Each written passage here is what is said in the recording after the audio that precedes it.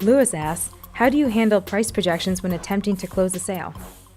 I assume price objections mean that you're asking for too much money and they don't want to pay that.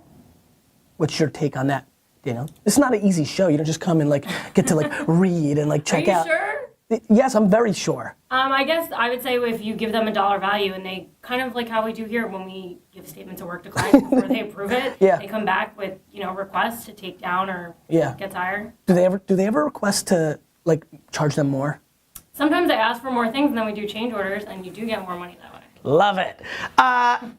Look, I think it's moments in time. Early on when I was building Vayner and I needed the leverage of clients and logos to tell people like, yes, it's not just I did it for myself and my family business. I do it for, at the time, Campbell's, the NHL, Pepsi, that mattered. And so I was willing to take less. We've talked about spec work ad nausea if you've watched the show, the D-Rock story. So I think it's a leverage game, right? Like who has the leverage? And so I think that every transaction has its own cadence. There is no blanket statement here. You have to understand what your product is worth, but you also have to think, and this is where people get, again, this is where romance kills people. You say that you're worth $150 an hour, and you don't quantify that you need this client right now because there isn't good deal flow, or you want to buy a ring for your girl, or you need you need to do different things besides just shoot weddings because you want to show a better portfolio to get other business. People are not using other variables and they go, well, I'm worth $150. F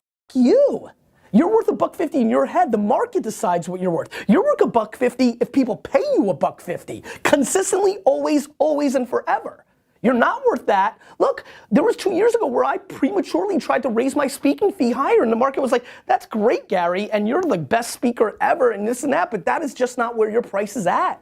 And so, you're not entitled to anything other than what the people that are buying your stuff agree to. What you need to be smart about is understanding when's the right time to negotiate down because it's in your vested interest, or when are you negotiating down for no reason at all and you're declining your value. That's on you. That's being a good salesperson. That's being a good operator. So I think everybody here needs to have a balance of both. You have to pull from opposite directions. When is it in your vested interest? And then you deploy humility Kool-Aid at scale, right? The amount of times I will deploy humility in a world where my ego is on fire is often. You know what, Stefan? I want fire here. Ego fire. Give me ego fire. I've got nothing but ego and bravado, but there's plenty of times I deploy humility because that's what that moment's game needs to be successful. And so I would tell you to not deploy romance. This and that. Deploy practicality of the moment.